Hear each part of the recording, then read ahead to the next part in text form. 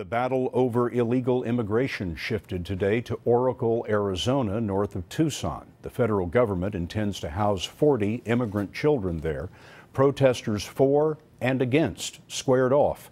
In Washington, 2 lawmakers from Texas introduced a bill aimed at stopping Central Americans from sending their children to the U.S. border. Nancy Cordes is at the Capitol for us tonight. And Nancy, what would this bill do?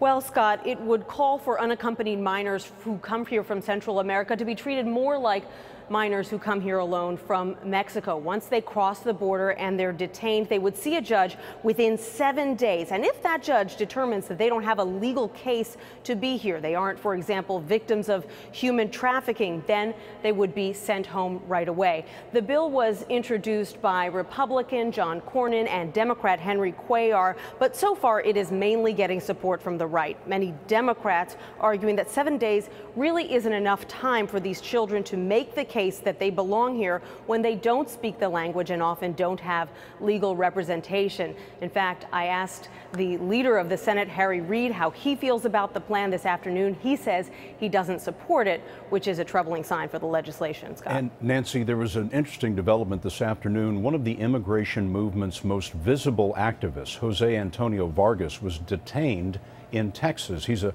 Pulitzer Prize-winning journalist. What can you tell us? Well, Vargas had gone to McAllen, Texas for a vigil and a press conference, and when he went to the airport to head home, he didn't have a valid U.S. visa, and so he was detained by Customs and Border Patrol. McAllen is so close to the U.S.-Mexico border that all the roads and the airports out of the city have customs checkpoints, and Vargas, who was brought to the U.S. from the Philippines when he was 12, says he wasn't aware of that when he went down there.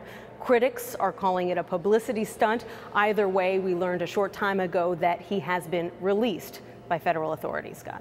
Released and waiting for a detention hearing at a later time. Nancy, thank you very much.